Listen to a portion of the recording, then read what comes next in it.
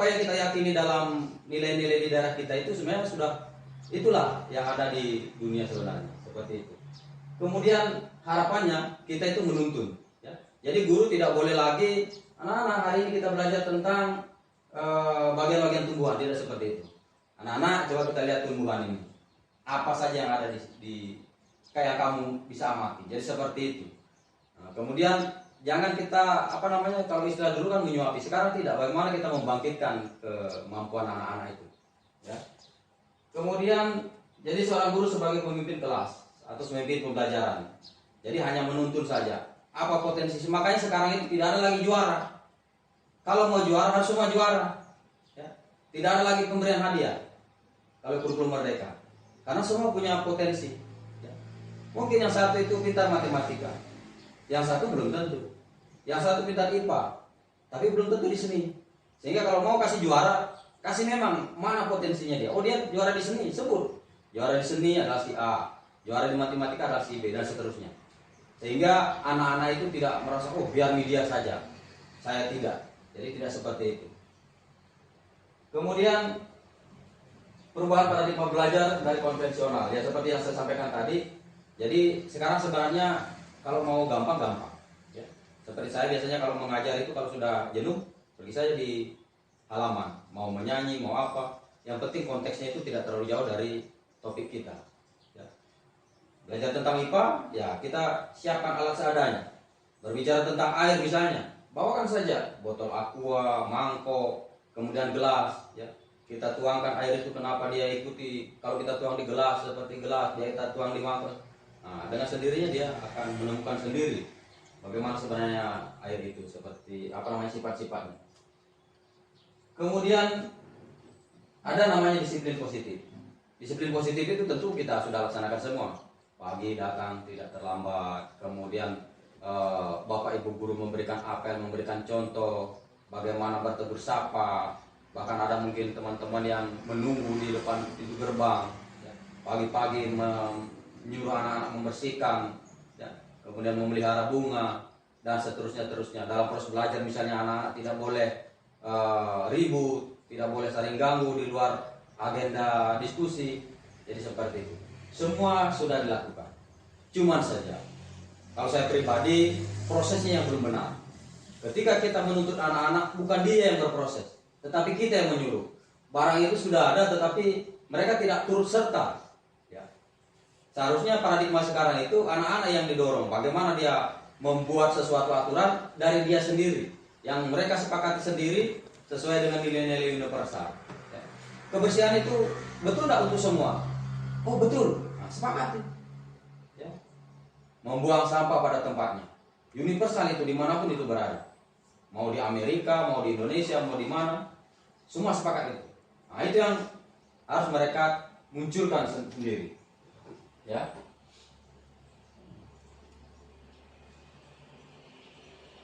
Jadi secara umum ini pengertian saya tidak terlalu banyak bahas, ya.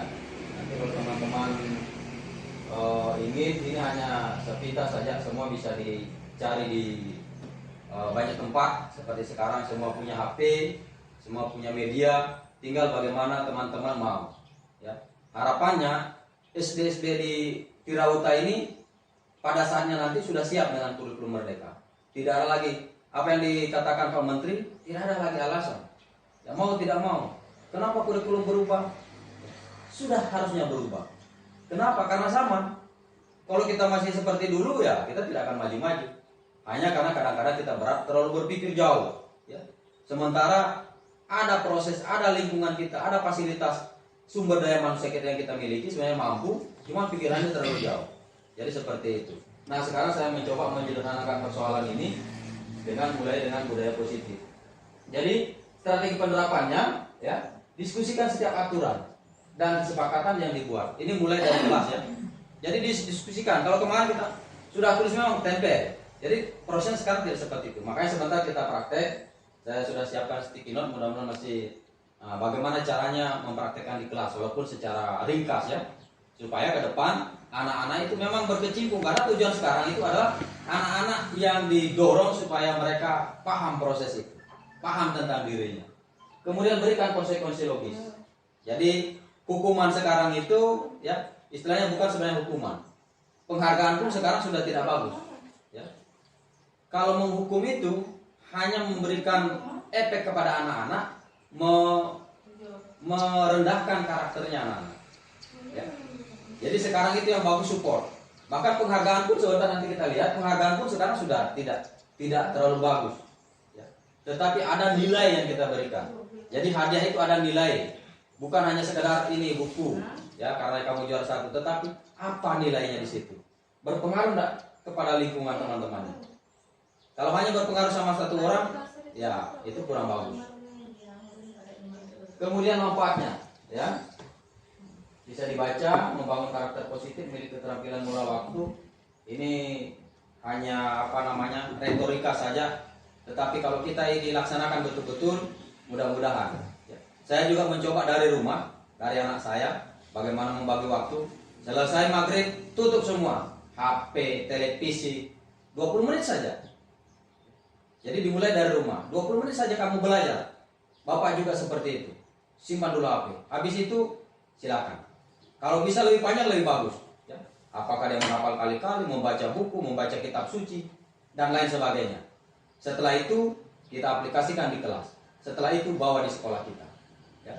Jadi kita tidak perlu terlalu jauh. Makanya dalam penetapan visi misi itu ada proses yang harus berlangsung.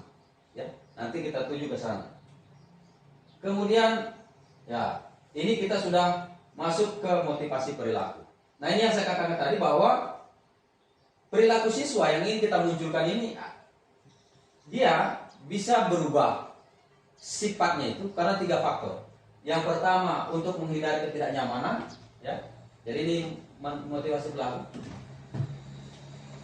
Jadi untuk menghindari ketidaknyamanan atau hukuman. Yang kedua itu untuk mendapatkan imbalan. Ada saya ini harus belajar supaya dapat ini. Saya ini menyapu supaya dapat pujian dan lain sebagainya. Kemudian yang ketiga untuk menjadi orang yang mereka inginkan dan menghargai diri sendiri dengan nilai-nilai yang dipercaya. Dari 2 yang di atas itu sudah dibagi oleh para peneliti. Kita ini hanya meneruskan apa yang sudah didapat oleh para peneliti. Itu termasuk motivasi yang bersifat di luar ya. Karena lingkungan, karena guru, karena orang tua, pokoknya di luar dirinya lah. Tetapi ketika berbicara yang poin ketiga, untuk menjadi orang yang mereka inginkan, menghargai diri sendiri dengan nilai yang mereka percaya, itulah yang ingin kita timbulkan. Salam. Sini. Jadi seperti itu.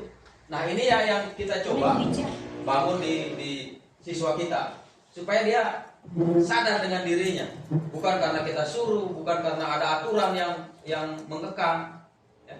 Bukan seperti itu. Tapi semua kita dudukkan. Aturan sekolah pun nantinya seharusnya seperti itu. Kita dudukkan sama-sama. Minimal ada perwakilan orang tua yang kita ajak diskusi, sehingga ketika aturan itu kita jalankan dalam situasi yang mungkin agak ekstrim, ya, bukan guru kita yang dapat masalah, tetapi sama-sama kita sudah paham. Sekarang banyak kasus-kasus yang mendera guru karena aturan itu tidak didudukkan sama-sama. Baru mencubit sudah. Apalagi sampai kasus-kasus yang berat. Nah, untuk menghindari itu semuanya kita dudukkan. Kita ingin munculkan ya, menghargai diri sendiri dengan nilai-nilai yang mereka yakini. Kita yakini bahwa bersih itu berlaku untuk semua. Semua menyenanginya. Sopan santun itu senang semua. Kemudian mandiri itu senang semua. Yang seperti itu maksudnya, ya.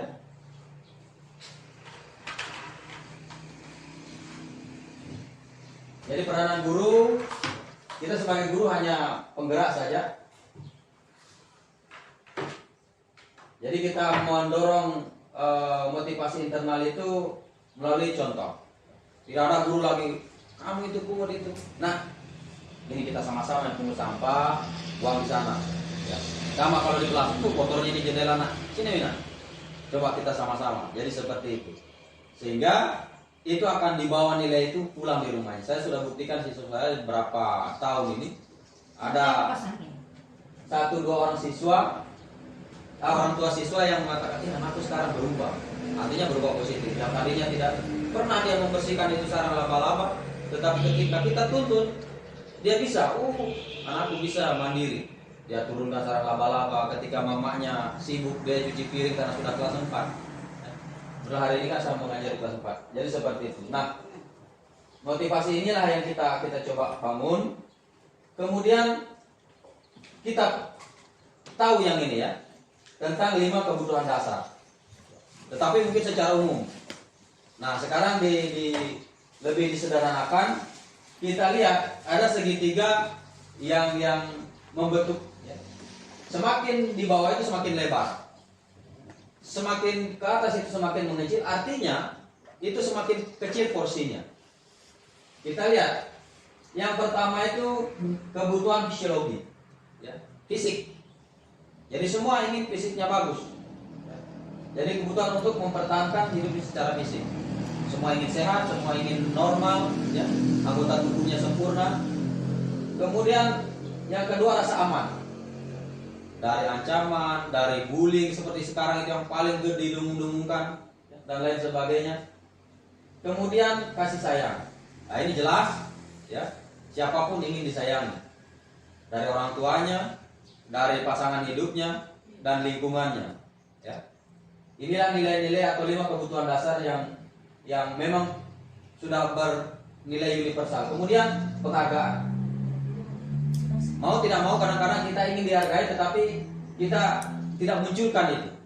Tetapi sejatinya dalam diri manusia itu butuh penghargaan. Bagaimana caranya penghargaan itu supaya lingkungan menghargai kita? Maka kita menjaga reputasi, martabat kita, ya, dominasi kita bukan untuk menjatuhkan orang, tetapi untuk mengajak. Ya. Jadi tidak ada lagi teman-teman guru itu merasa tersinggung karena persoalan-persoalan sepele. Karena sudah disadari, oh saya ini kuat di bidang ini. Nah itulah yang saya dorong untuk memanfaatkan untuk sekolah. Saya ini kurang di bidang ini, maka saya coba-coba diskusi dengan teman, kolaborasi. Ya, jadi seperti itu. Sehingga kepala sekolah selaku pemegang pimpinan tertinggi punya kuasa untuk mengelola sekolah. Ya, mengatur teman-teman, membuat siswa mau jadi apa, sehingga kedepannya harapannya siswa SD di Terawuta ini punya kualitas yang sama. Nah, tidak SD 1, tidak SD ini, supaya sama-sama punya kekuatan seperti itu. Kemudian yang terakhir aktualisasi diri. Ya. Jadi menemukan kenikmatan, kepuasan, memahami apa yang dibutuhkan, tampil menjadi diri. Jadi bukan menjadi orang lain. Ya.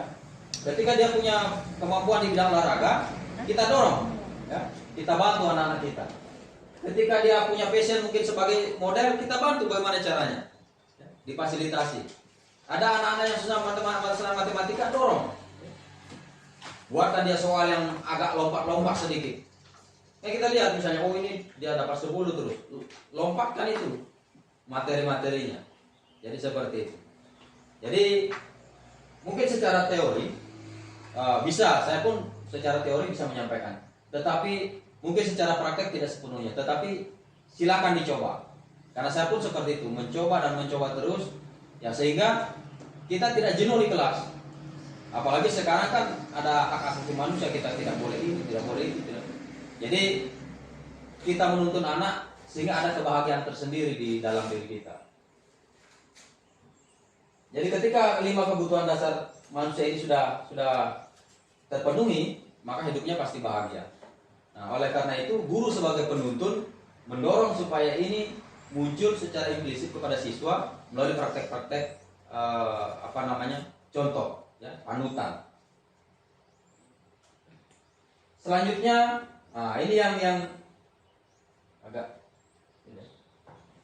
saya bacakan saja kalau bisa jadi jelas. 5 posisi kontrol kita sebagai guru. Ini penting, ya. Ini yang perlu kita pahami bersama. Yang pertama itu penghukum. Yang kedua itu posisi guru sebagai pembuat merasa bersalah siswa kita. Kemudian yang ketiga sebagai teman.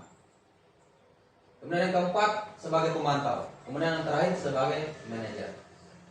Dari kelima posisi kita sebagai guru itu selayaknya kita menuju ke nomor 5 sebagai manajer. Ya. Jadi guru itu tidak lagi mengucapkan kata-kata negatif kepada siswa. Kamu ini boros sekali. Atau sebagai teman, posisi sebagai teman pun masih di tengah-tengah nilainya dia. Ya. Karena kadang-kadang kalau kita berposisi sebagai teman, lihat kenyataan sekarang. Woi Pak Guru, halo Pak Guru. Jadi seperti itu. Itu posisi sebagai teman. Kita naikkan sedikit sebagai pemantau. Kita melihat ketika ada perilaku yang kurang, kita berikan penyampaian sesuai dengan nilai-nilai yang saya sampaikan tadi. Ya. Jadi kita tidak menjudge, kita tidak memarahi anak-anak, tetapi nilainya kita bangkitkan. Nah, itu tadi kamu pukul temanmu, bagus enggak? Ada enggak diajarkan sama mamamu? Tidak ada. Ada kesepakatan yang sudah kita buat kan? Oh iya Pak Guru. Nah, jadi bagaimana itu? Saya ingin berubah. Bagaimana caranya? Jadi seperti itu. Ya. Jadi ada nilai-nilai yang kita turunkan. Nah, kalau sebagai manajer, ya, kita betul-betul membangkitkan nilai-nilai kita sebagai apa yang saya sampaikan tadi. Ada kasih sayangnya, kemudian ada penghargaannya, kemudian ada apalagi kita memposisikan siswa itu sesuai dengan nilai-nilai yang dibangun dari keluarganya. Jadi seperti itu. Nanti kita lihat kasusnya ya.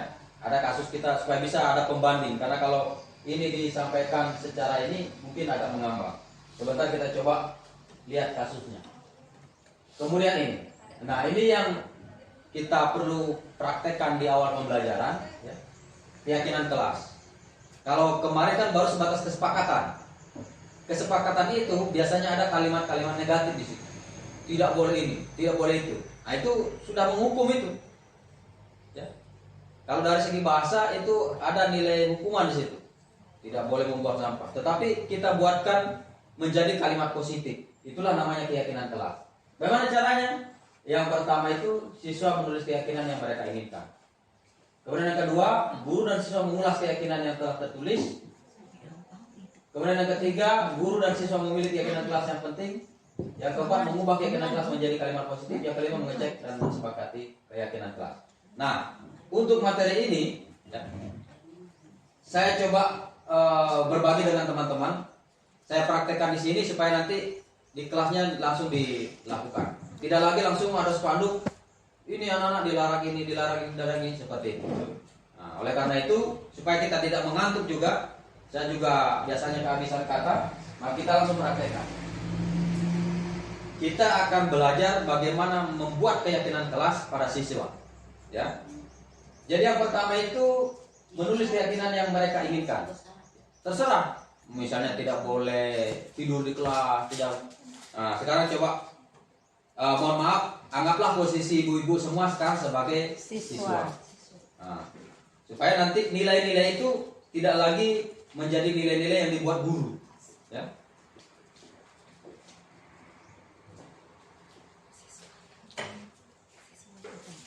Ya silakan ditulis kira-kira aturan apa yang atau mungkin sudah ada di kelasnya lah. Tapi kita mencoba bagaimana caranya membuat keyakinan kelas. Nanti mohon maaf.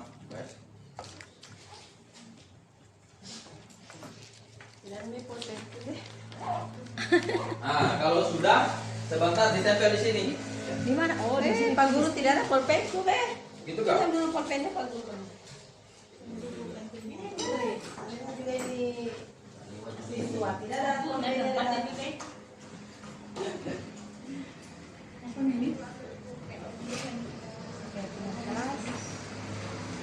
Ini yang mau ditulis Bu, kita begini.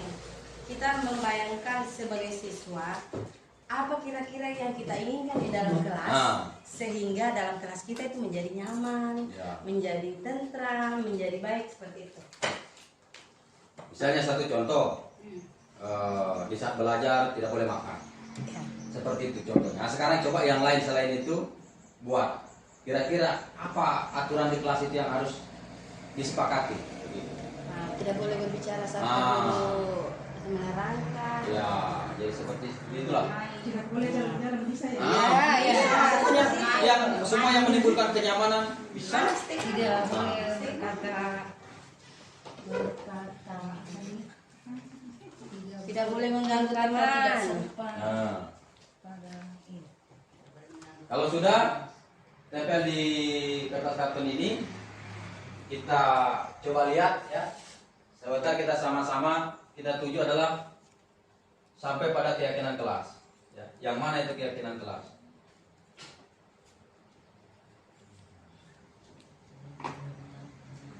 Tidak usah panjang-panjang, yang penting ya.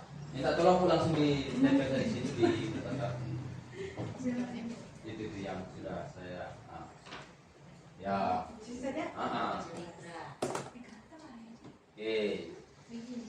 Yang lain? Ya, iya. Iya. Biasanya kan dalam kelas kita Iya, memang mengajar, gitu. nggak usah bicara. Mimpi waktu bicara.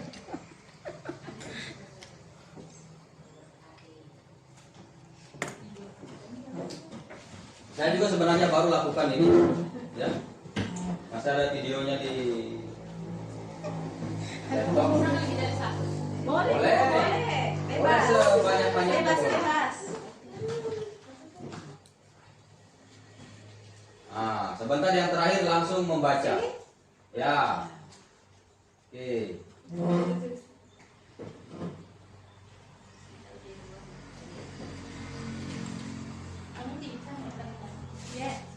Jadi ini yang pertama ya.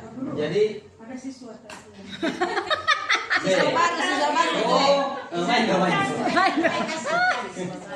Dari kertas nih. Ya sampai tidak ada pulpennya juga Pak Guru. Ada yang tahu apa pulpennya.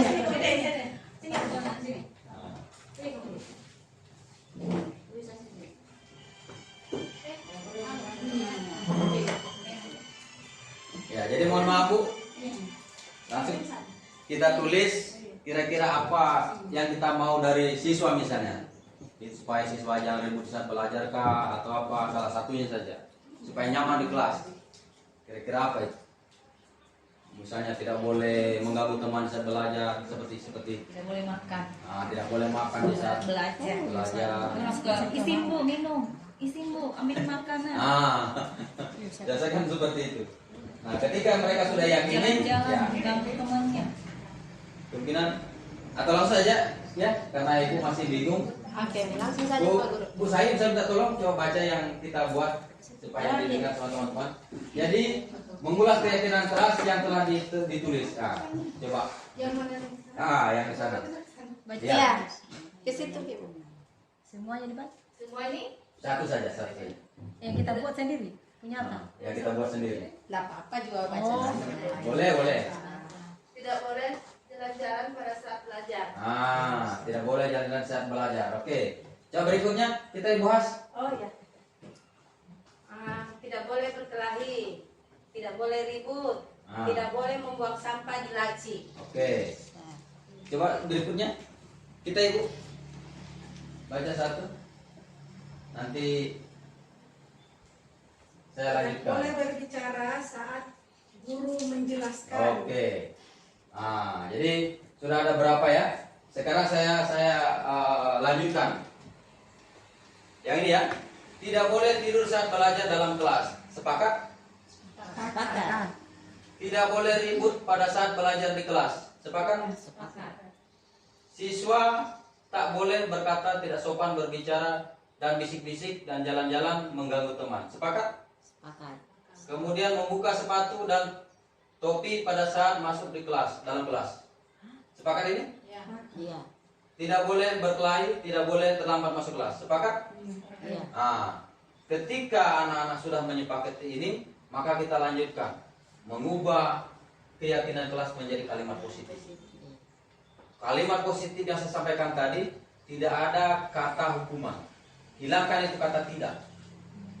Misalnya, tidak boleh jalan-jalan pada saat belajar. Kita hilangkan kata-kata tidak itu. Jadi apa kira-kira itu? Tidak boleh jalan-jalan pada saat belajar. Tertib di dalam kelas. Jadi seperti itu. Tertib di dalam kelas. Tidak ada lagi kata hukuman di situ. Karena kalau tidak boleh, berarti kalau dia melakukan berarti itu kan sudah melanggar namanya. Ada aturan di situ. Tetapi kalau kita bawa ke nilai-nilai yang universal, maka itu akan tidak hukuman, tetapi kesadaran itu harapannya bangkit dari dalam. Kemudian tidak boleh membuang sampah sembarangan. Laci di buanglah sampah pada tempatnya. Very good. Kemudian tidak boleh berbicara saat guru menjelaskan. Sopan, bersikap tenang dan sopan. Jadi seperti itu. Ketika semua sudah disepakati anak-anak, lalu kita cek kembali lagi, apakah keyakinan ini betul-betul dia bisa lakukan dengan tulus ikhlas atau tidak. Kalau tidak, coba digali pemikiran siswa supaya betul-betul dia mampu begitu. Tidak ada hukuman, tapi atas ketulus ikhlasan. Nah, ketika itu sudah selesai, baru apakah ibu-ibu mau cetak atau tulis lalu tempel. Sehingga itu adalah nilai-nilai universal yang mereka bangun sendiri. Tidak atas paksaan guru, tidak atas paksaan kepala sekolah, dan lain sebagainya. Kira-kira bisa seperti itu ya prakteknya ya? Gampang? Tinggal kita coba. Ya? Dicoba. Supaya ini menjadi kebiasaan, walaupun saya sekolah atau tidak. Jangan berpikir seperti itu. Ketika kita membangun nilai, itu adalah suatu hal yang positif. Ya. Tapi kalau kita hanya mengabaikan semua itu, ya anak-anak kita juga seperti itu. Saya sudah mulai rasakan, walaupun baru berapa hari sebenarnya saya, tapi saya mulai rasakan dia sadari betul. Kita tinggal tunjuk misalnya, ini coba baca. Ketika dia melalaikan, coba bacain, sudah tidak akan diulang lagi dalam jangka waktu tertentu. Mungkin lama-lama akan dilupa lagi, kasih lihat lagi. Jadi kita pajang di samping papan tulis kah, atau di depan pintu kah, di samping pintu, sehingga bisa dilihat setiap saat. Oke, jadi keyakinan kelas dan cara melakukannya sudah bisa ya. Nah, selanjutnya kita beralih ke segitiga restitusi. Setiap permasalahan siswa itu kadang-kadang kita terlalu menganggap siswa itu salah, siswa itu nakal, siswa itu bodoh, siswa itu agak tumai macam-macam. Sekarang itu dihilangkan semua. Ya. Siswa itu adalah manusia unik yang punya potensi yang luar biasa. Hanya kadang-kadang kita merendahkan derajatnya manusia itu. Oleh karena itu, hilangkan nilai itu.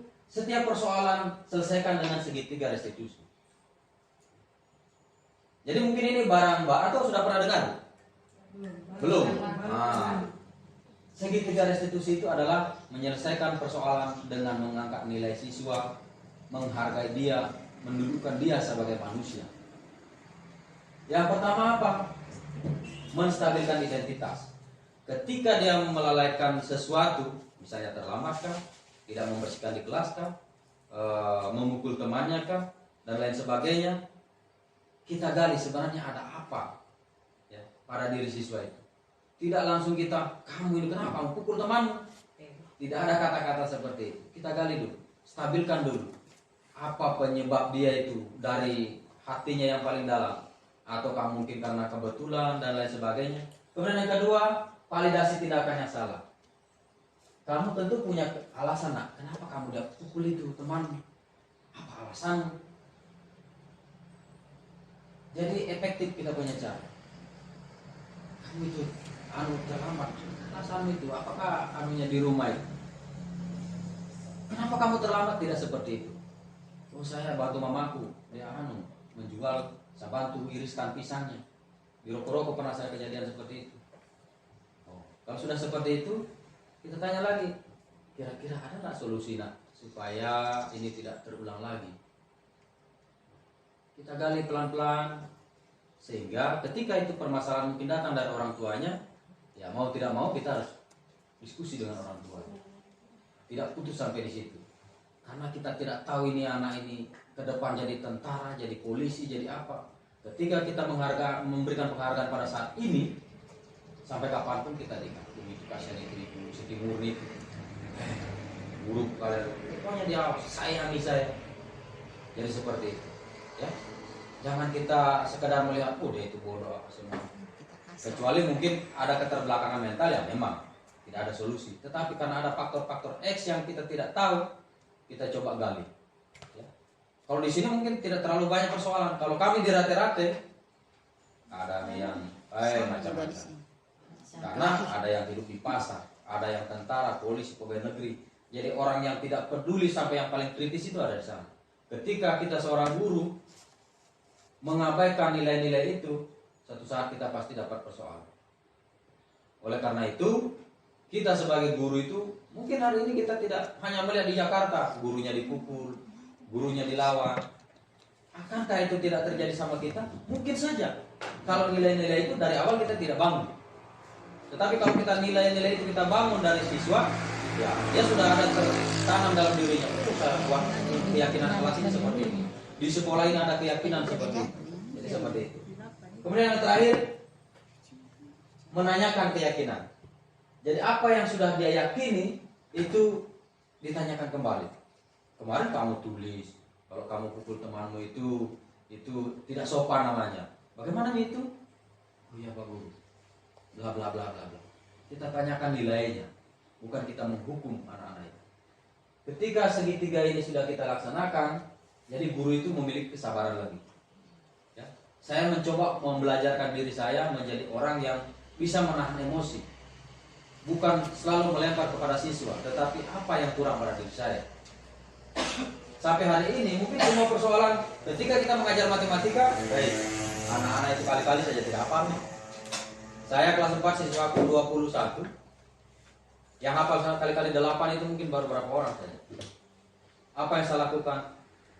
Walaupun tidak rutin ya. Setiap selesai maghrib, Bapak Ibu, anak-anakku sekalian, yuk kita belajar 20 menit. Karena kebetulan kami kan ada grup kelas masing-masing. Yuk belajar, ada orang tuanya peduli, oh ya share anaknya lagi kali mengapa, kita kasih jempol. Ya. Jadi nilai itu kita bangkitkan dari kesadaran orang tua juga. Jadi selalu karena terulang mungkin rasa tanggung jawabnya akhirnya tidak disuruh mereka sharing. Ya, kalau mereka punya data. Jadi seperti itu. Nah, di sekolah tinggal kita tanya, sudah kali-kali berapa kemarin? Apa yang kamu baca? Nah, misalnya dia bilang kitab suci, wah, luar biasa kita apresiasi seperti itu. Nah, inilah proses untuk menciptakan kondisi murid untuk memperbaiki kesalahannya melalui keyakinan kelas tadi yang kita praktekkan itu. Jadi budaya positif itu mungkin kalau kita ucapkan sederhana, tidak tentang datang tepat waktu, kemudian sopan santun, saling menghargai, toleransi dan lain sebagainya.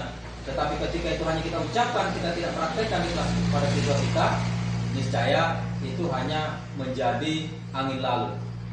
Dan kita tidak bisa bertanggungjawabkan karena barangnya tidak ada.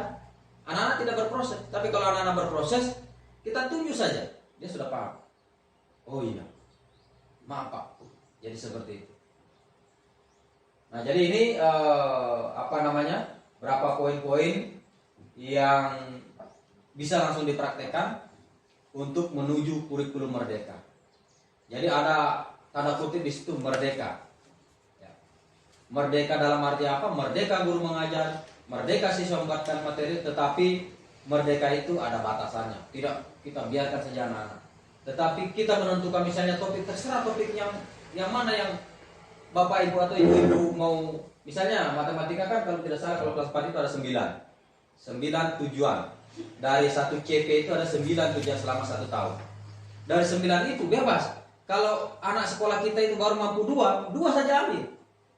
Kalau dia baru 3 saja ambil, jangan ke 9-9-nya. Sehingga sederhananya, oh itu bikin anak-anak tidak ada yang tidak naik kelas. Semua naik kelas karena itu. Kalau hanya satu saja. Yang penting dia paham, jadi seperti itu. Hanya mungkin sebenarnya sama seperti dulu, tetapi sekarang ada kata merdekanya itu, kita diberikan kebebasan itu. Misalnya bahasa Indonesia ada 5 tujuan dari 1 CP itu selama 1 tahun. Kita baru laksanakan 4, sudah. Ya. Cukup sampai di situ. Yang penting penilaian kita itu benar. Karena ada 3 jenis penilaian yang harus. Apakah kita menggunakan rentang di rapor itu tuh? Apakah kita menggunakan rubrik? Atau kita menggunakan yang satu deskripsi. Ya, silakan. Nah, makanya sekarang kadang-kadang dipertanyakan, bolehkah anak-anak tidak naik kelas? Sebaiknya Jangan. Karena itu kita menghargai nilai-nilai itu. Jadi semua punya potensi, tinggal kita mungkin punya kelemahan masing-masing. Anak-anak juga faktor lingkungan yang tidak bisa kita jangkau, sehingga dia baru paham satu tujuan dari CP itu. Ya, ikuti saja. Nanti dilanjutkan. Yang penting kemampuan dasar itu bisa tercapai, baca, tulis itu. Harapannya seperti itu. Kemudian ini studi kasus. Kita coba, kita lihat dari kasus ini guru itu atau pertama tokohnya, siapa-siapa tokohnya. Kemudian langkah-langkah restitusinya, ya. Bagaimana cara mengatasi itu kalau ada kasus seperti sebentar. Kemudian posisi kontrol guru itu berada di posisi berapa? Apakah dia posisi manajer, teman, pemantau, atau penghukum dan lain sebagainya. Kemudian kebutuhan dasar apa yang ingin dipenuhi karena dia berbuat salah itu. Coba kita lihat ya.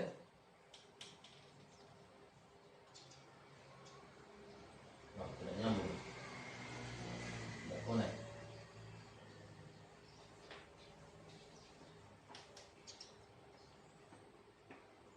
Kalau begitu saya carikan saja kasus.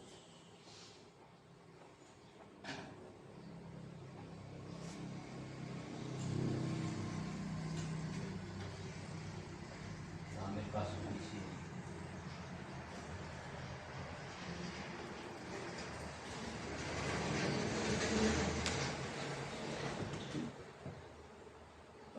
Kasus. Coba satu saja ya, sebagai pemahaman awal saja. Bisa dibaca ini? Kita baca nih Pak. Tidak bisa kita lihat. Kecil dingin. Sekarang terpaksa kita harus pemahaman. Saya baca. Guru matematika dan wali kelas 8, ini SMP ya kalau Ibu Susanti sakit sehingga tidak dapat masuk dan mengajar. Akhirnya digantikan guru pengganti namanya Ibu Eni. Ibu Eni baru 2 tahun menjadi guru di SMP. Beberapa murid perempuan, Pipi dan Natali, mengetahui hal ini dan mulai menggunakan kesempatan dan bersikap seenaknya, tertawa dan tidak mengindahkan kehadiran Ibu Eni. Ibu Eni mencoba menyapa Pipi dan Natali dengan ramah, sambil mengingatkan mereka untuk tetap fokus pada pengerjaan tugas. Ayolah, tugasnya tolong bantu ibu ya. Ayolah, tugasnya dikerjakan, nanti ibu ditegur bapak kepala sekolah kalau kalian tidak kerjakan tugas. Tolong bantu ibu ya. Jadi memelas ini guru. Namun Pipi dan Natali malah tertawa. Ah ibu, santai saja bu. Mereka tetap tidak mengerjakan tugas dan malah mengobrol.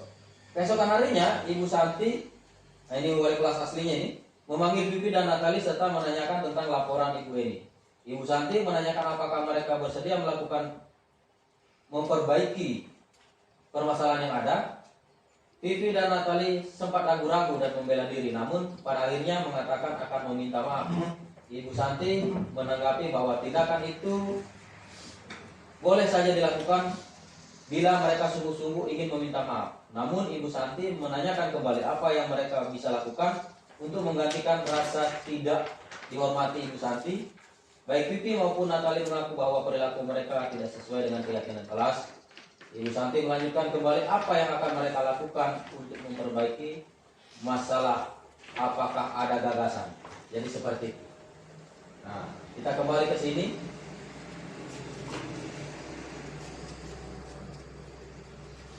Yang pertama tokohnya ada berapa?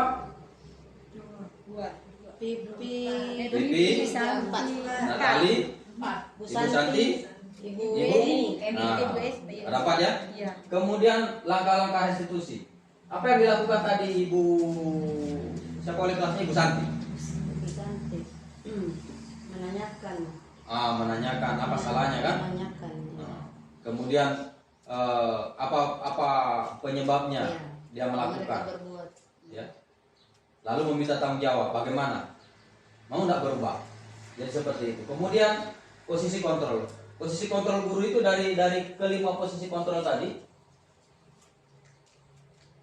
Ini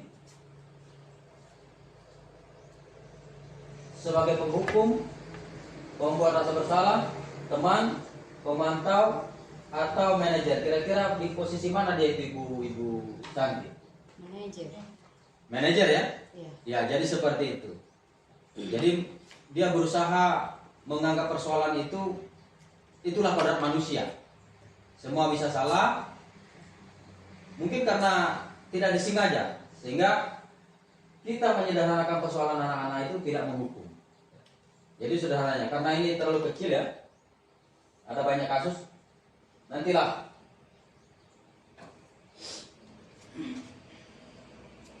jadi itu salah satu ya. Nah, kita kembali ke sini.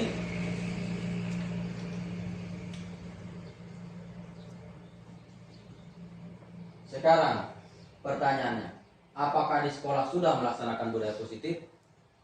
Ibu-ibu? Secara umum pasti sudah ya.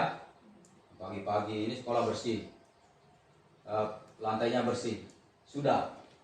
Apakah budaya positif yang dibangun sudah sesuai? Maksudnya langkah-langkah tadi? Sudah ya? Nah, meragukan?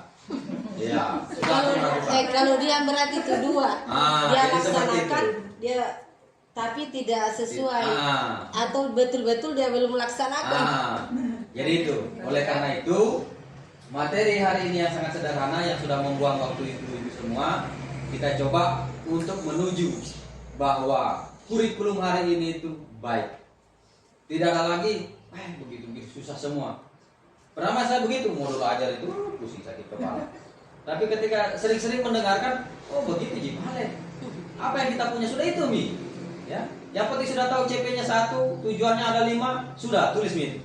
Jadi saya sekarang menyederhanakan tugas-tugas saya buat di Excel ya. Mudah-mudahan teman-teman semua bisa Excel. 1 CP berapa tujuan? Tulis di bawahnya tujuan. Ini yang akan kita buatkan rubrik. Nggak usah dulu, itu bisa selesaikan dulu. Misalnya 5 tujuan, bikinkan rubriknya. Rubrik apa namanya? Jenis penilaian akan kita gunakan di penghujung, misalnya rapor. Apakah rubrik, apakah rentang? 5 tujuan itu saja. Yang lainnya itu bunga-bunganya, materinya kita yang cari. Jadi tidak ada buku, tidak ada yang kita yang cari.